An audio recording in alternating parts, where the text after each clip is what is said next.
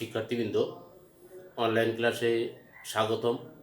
আমরা গত ক্লাসের আলোচ্য বিষয়ের কিছু অংশ আগে জেনে নেওয়ার চেষ্টা করছি। আমরা আজকেও আলোচনা করব হিসাব বিজ্ঞান প্রথম পত্রের দ্বিতীয় অধ্যায় থেকে নগদান বই। নগদান বইয়ের আমরা এক ঘোড়া নগদান বই এর ভিতর শেষ করেছি। খুচরা নগদান বইটা আমাদের কাছে একেবারেই নতুন, যা আমরা শেষ করার চেষ্টা করেছি। আমাদের চলছে দুই ঘোড়া নগদান বই। দুই ঘোড়া নগদান বইয়ের এর মধ্যে আমরা তিনটি উদ্দীপকের সৃজনশীল সমস্যার সমাধান করেছি। আমাদের আজকে এই দুই ঘোড়া নগদান বইয়ের উপর আমরা চেষ্টা করব অথবা শিখব চতুর্থবারের মতো আরও একটি সৃজনশীল সমস্যার সমাধান। চতুর্থ সৃজনশীল সমস্যার সমাধান শেখার আগেই আমাদের তৃতীয় সৃজনশীল সমস্যায়, অর্থাৎ আমাদের বিগত ক্লাসটায় যে নতুন দফাগুলো আমরা শিখেছিলাম তার উপরে আমি প্রথমে আলোকপাত করব।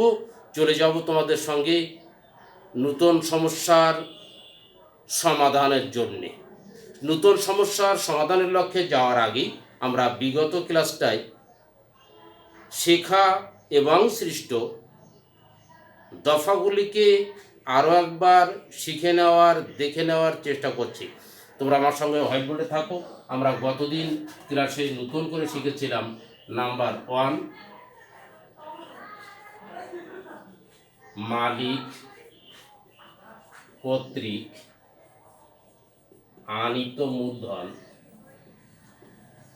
ব্যাংকে জমা।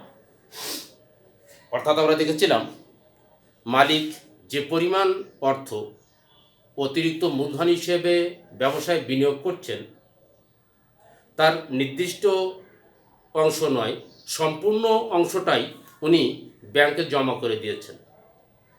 এই জমাকৃত অর্থ আমরা কোয়ান্টার এন্ট্রি হিসাবে ডেবিট দিকে ব্যাংকের ঘরে একবার লিখেছিলাম, ক্রেডিট দিকে নগদের ঘরে একবার লিখেছিলাম। যেখানে আমরা এই কথাটাও বলেছিলাম যে জাবেদার ক্ষেত্রে এই অতিরিক্ত মূলধনের আমরা জাবেদা দাখিলা প্রণয়ন করে থাকি।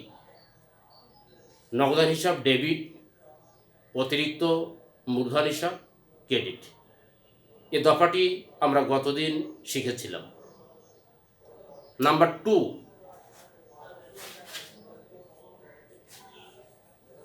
নগদ জমার উদ্ধৃত শূন্য। অর্থাৎ এক্ষেত্রে আমি দেখো তোমাদের বলেছিলাম যে আমরা নগদান বইয়ে অধিকতর যাচাই এবং বাছাইকল্পে লক্ষ্য করি বিগত দিন থেকে আমরা নগদান বই সম্পর্কে যে ধারণা নিয়েছি সেখানে লক্ষ্য করেছি নগদান বইয়ে ডেবিট জের অথবা ক্রেডিট জের কখনো হয় না। নগদান বইতে সাধারণত ডেবিট জের হয়। অর্থাৎ ব্যবসা প্রতিষ্ঠানে ব্যয়িত অর্থের কিছু পরিমাণ অর্থ আমাদের হাতেই অবশিষ্ট থাকে। কিন্তু গতদিনের উদ্দীপকে আমরা সর্বপ্রথম বললে ভুল হবে, আমাদের এবারের শেখা বিষয়ের ভিতর গতদিনের ক্লাসে সর্বপ্রথম আমরা দেখলাম নগদ জের শূন্য হলো। যে নগদ জের শূন্য হওয়ার কারণটা আমি তোমাদের বলেছিলাম, যে পরিমাণ নগদ অর্থ আর যে পরিমাণ নগদ অর্থের আগমন আমাদের ব্যবসা প্রতিষ্ঠানে ঘটে থাকে, সমপরিমাণ নগদ অর্থ যদি আমাদের ব্যবসা প্রতিষ্ঠান থেকে চলে যায় তাহলে নগদ জের শূন্য হবে।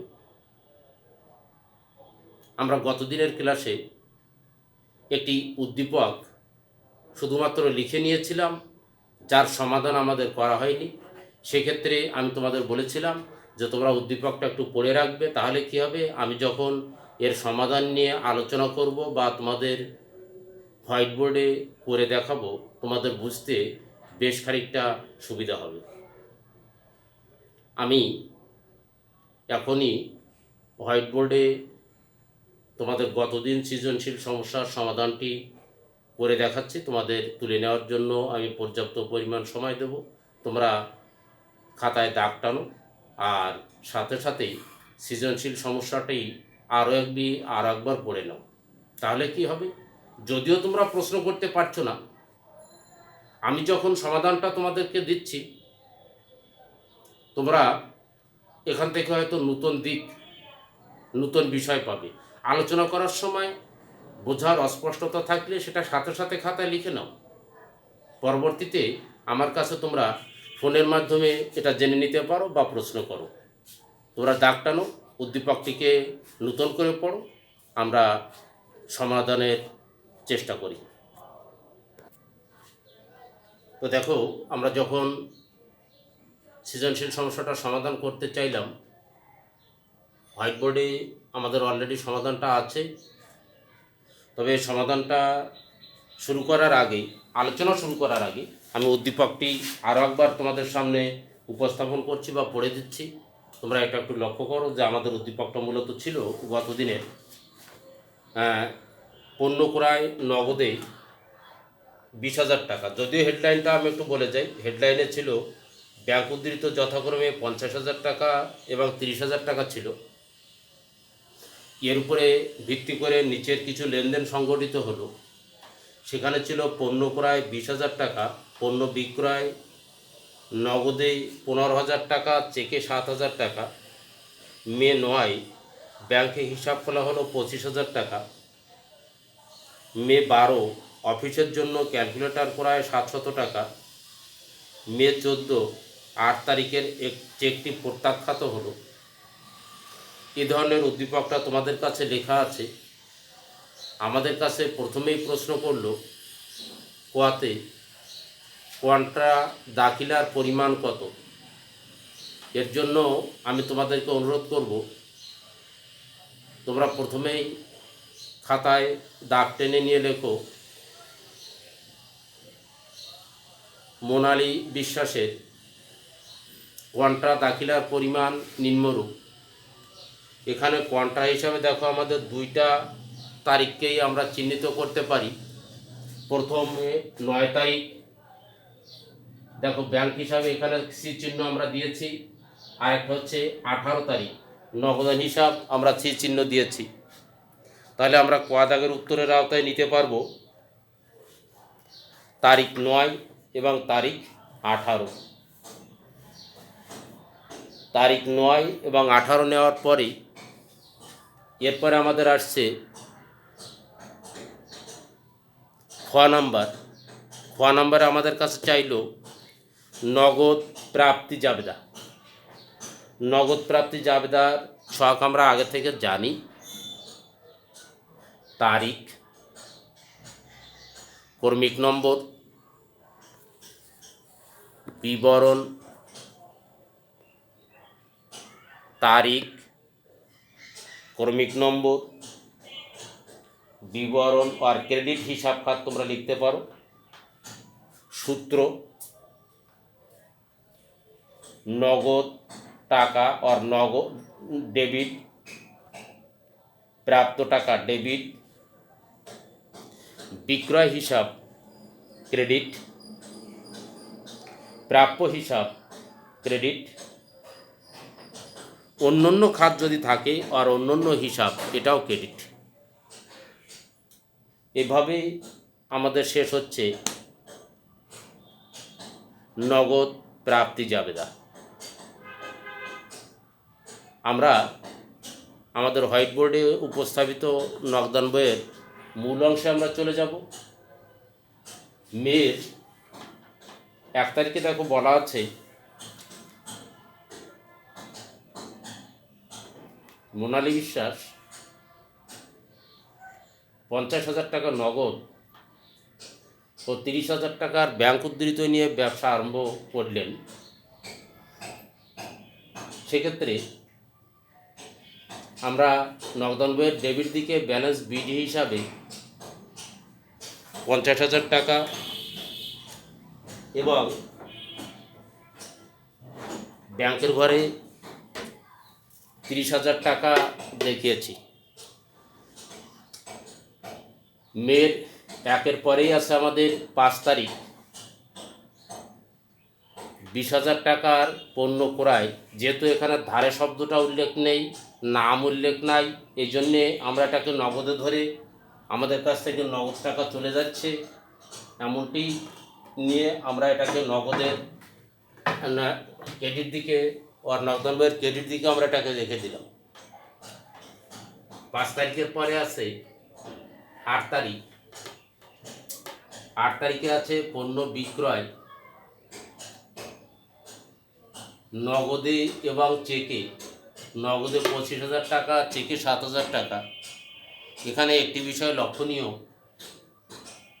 বিক্রয় করলে নগদের পরিমাণ বৃদ্ধি পেল। চেকটাকে আমরা আগে নগদের সাথে তুলনা করে নগদ হিসাবে লিখতাম, কিন্তু এখন ব্যাংকের ঘরে দিয়ে দিই। 9 তারিখে আছে ব্যাংক হিসাব। কেন আমাদের ব্যাংকে জমা করা হয়েছে? 9 তারিখের লেনদেনটি কী ছিল দেখো, ব্যাংকে হিসাব খোলা হলো 25,000 টাকা। যখনই ব্যাংকে হিসাব খোলা হচ্ছে 25,000 টাকা দিয়ে, তখন ব্যাংকে টাকার পরিমাণ বাড়ছে, নগদে টাকার পরিমাণ কমছে। ব্যাংকে টাকার পরিমাণ বাড়ছে কই স্যার? এই যে 9 তারিখ ব্যাংকে টাকার পরিমাণ বাড়লো, আমার এখানে সি চিহ্ন দেওয়া হয়নি, আমি দিয়ে দিচ্ছি। এখানে একটা সি চিহ্ন দিতে বাকি। তো সেক্ষেত্রে আমরা দেখলাম ব্যাংকে নগদ টাকার পরিমাণ বৃদ্ধি পাচ্ছে। আমরা এখানে ব্যাংক হিসাবে সি চিহ্ন দিয়ে 3,000 টাকা লিখলাম, 25,000 টাকা লিখলাম। 9 তারিখের পরে আছে আমাদের 12 তারিখে। দেখো অফিস সাপ্লাইজের জন্য 700 টাকা ব্যয় করা হলো। অফিস সাপ্লাইজ আমাদের যে পরিমাণ, অফিস সাপ্লাইজ বলতে এখানে ক্ষুদ্র ক্ষুদ্র কোনো অংশ বা কোনো বিষয়কে ক্রয় করা হয়েছে এমন অর্থের, এমন ঘটনার পিছনে ব্যয়িত অর্থ পরিমাণকে এখানে দেখানো হলো। 12 তারিখের পরে আছে 14 তারিখ, প্রাপ্য হিসাব। প্রাপ্য হিসাবের টাকা আমরা সাধারণত পেয়ে থাকি, কিন্তু এখানে আমাদের পক্ষে ব্যাংক প্রাপ্য বিলের টাকা, আমাদের টাকা ব্যাংক পরিশোধ করেছে, যার জন্যে আমাদের টাকার পরিমাণ কমে যাচ্ছে। প্রাপ্য হিসাব লিখে আমরা ক্রেডিট দিকে টাকার ঘরে দেখালাম ব্যাংকে 7,000। তোমরা আমার সঙ্গে আর একবার উদ্দীপকটা একটু দেখে নাও। দেখো এখানে বলা হচ্ছে মে 14, 8 তারিখের চেকটি প্রত্যাখ্যাত হলো।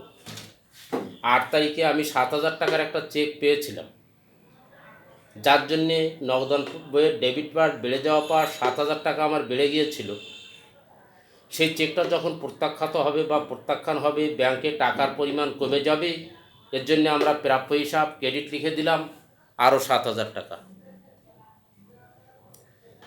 14 তারিখের পরে আমাদের আছে 15 তারিখে চেকের মাধ্যমে বেতন প্রদান। চেকের মাধ্যমে আমরা কত টাকা বেতন প্রদান করলাম? দেখো 6,000 টাকা চেকের মাধ্যমে বেতন প্রদান করলাম, টাকার পরিমাণ কমে গেল নগদের ঘরে। 18 তারিখে ব্যাংক থেকে অফিসের প্রয়োজনে উত্তোলন 3,000 টাকা। যখন ব্যাংক থেকে অফিসের প্রয়োজনে আমরা 3,000 টাকা উত্তোলন করছি, তখন আমাদের নগদ টাকার পরিমাণ বৃদ্ধি পাচ্ছে, ব্যাংকে টাকার পরিমাণ কমে যাচ্ছে। এ লক্ষ্যে আমাদের ব্যাংকে আমরা 3,000 টাকা ক্রেডিট দেখালাম নগদান হিসাব নামে। ডেবিট দিকে দেখো নগদের ঘরে আমরা 3,000 টাকা দেখালাম ব্যাংক হিসাব নামে। আমার সাথে আবার উদ্দীপকে ফিরে যাও। দেখো 30 তারিখে, এরপরে আমাদের 30 তারিখে আছে নিপার নিকট হতে চেক প্রাপ্তি। নিপার নিকট থেকে আমরা চেক পেলাম 3,000 টাকা। এর আগে আমাদের যে জিনিসটা, আবার 8 তারিখে একটু ফিরে যাওয়া উচিত। তোমরা 8 তারিখের লেনদেনটি লক্ষ্য করো। পণ্য বিক্রয় 25,000 টাকা এবং চেকে 7,000 টাকা। 30 তারিখে নিপার নিকট হতে প্রাপ্তি, এটা চেক প্রাপ্তি না, আমি একটু ভুল বললাম। নিপার নিকট হতে প্রাপ্তি, নিপার নিকট হতে যেটা প্রাপ্তি, এটাকে আমরা নগদ প্রাপ্তি হিসাবে ধরে নিচ্ছি। নিপার নিকট থেকে আমাদের কত টাকা প্রাপ্তি হলো? 3,000 টাকা নগদের পরিমাণ বৃদ্ধি পেল। এর পরবর্তী যে কাজটা, সেটা আমাদের হয়েছে এখানে যোগ এবং বিয়োগের কাজ। যোগ এবং বিয়োগের কাজের ক্ষেত্রে তোমাদের সমস্যা হওয়ার কথা না, তোমরা ব্যালেন্স করতে পারবে বা ব্যালেন্সটা তোমরা প্রস্তুত করে নাও। আমি আবারও হোয়াইট বোর্ডের থেকে তোমাদের অঙ্কটা তুলে নিতে বলবো, বা পূর্বের কথা অনুসারে তোমরা কি করবে, এটাকে একটু স্ক্রিনশট দিয়ে নেবে, তাহলে কী হবে, সমাধানটা পরবর্তীতে দেখতে খুব সুবিধা হয়। তোমরা একটু স্ক্রিনশট দিয়ে নাও। আমি যদি একটু সরে দাঁড়াই এখান থেকে, তাহলে তুলে নিতে সুবিধা হবে, স্ক্রিনশট দিতে সুবিধা হবে। দিয়ে নিচ্ছ।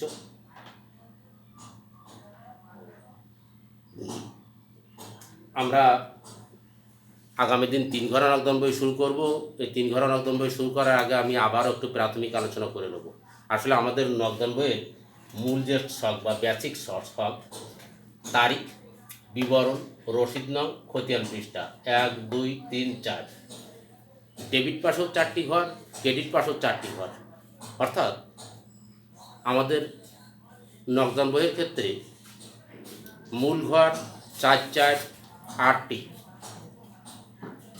যদি 1 ঘর নকদান বই হয়, তাহলে মোট ঘরের সংখ্যা আর কলামের সংখ্যা, উপর থেকে নিচে কলামের সংখ্যা 10টি। যদি 2 ঘর নকদান বই হয়, তাহলে কলামের সংখ্যা 12টি। তোমাদের গুণে দেখানোর দরকার নাই, তারপরে আমি বাস্তবতার জন্য এটা একটু গুণে দেখাচ্ছি, তোমরা গুণে দেখো। 1, 2, 3, 4, 5, 6, 7, 8, 9, 10, 11, 12টি। 1 ঘরা 10টি, 2 ঘরা 12টি, 3 ঘরা একটু বেশি হয়ে যায়, এখানে 14টি নয়। 3 ঘরার ক্ষেত্রে আমাদের বারটা একটা ঘর থাকে। বারটার ঘরের জন্য 1, 2, 3, 4 নগদ টাকা, ব্যাংক টাকা। এখন পর্যন্ত 2 ঘরা নকদান বইতে আছে 1, 2, 3, 4, 5, 6, 7। অর্থাৎ যখন আমরা 3 ঘরা নকদান বই প্রস্তুত করব, তখন অতিরিক্ত আমাদের একটা বারটা টাকার ঘর থাকবে, নগদ থাকবে, ব্যাংক থাকবে। ঘরের সংখ্যা হয়ে যাবে 14টি। তোমরা আরও বেশি আন্তরিক হবে, শেখার জন্যে মানসিক আগ্রহ বাড়াবে। কারণ আমরা যতদিন স্বাস্থ্য পরিস্থিতি ভালো না হচ্ছে, দূরত্ব বজায় রেখে মূল শিক্ষা শিখে যাওয়ার চেষ্টা করছি। তোমাদের আমি আগেও বিগত দিনে অনুরোধ করেছিলাম, আমাদের যশোর বোর্ডের ক্লাসরুমে অসংখ্য ক্লাস হয়েছে, যারা আমরা বাণিজ্য বিভাগের ছাত্রছাত্রী, তাদের হিসাব বিজ্ঞান এবং ব্যবস্থাপনা বাদে ঐচ্ছিক বিষয় হিসাবে পরিসংখ্যান, অর্থায়ন, উৎপাদন ও বিপণন বিভিন্ন সাবজেক্ট রয়েছে। বিভিন্ন কলেজের ছাত্ররা যশোর বোর্ডের ওয়েবসাইটে একের পর এক এই পাঠদান প্রক্রিয়া বা ক্লাস দিয়ে যাচ্ছেন। তোমরা সেগুলো অনুসরণ করো, নিজেদের যে ঘাটতি বা ল্যাকেজটা এটা পূরণ করে নাও, এই আশাবাদ ব্যক্ত করে আজকের এখানেই শেষ করছি। তোমরা সবাই সুস্থ থাকো, সুন্দর থাকো, ভালো থাকো। সবাইকে ধন্যবাদ।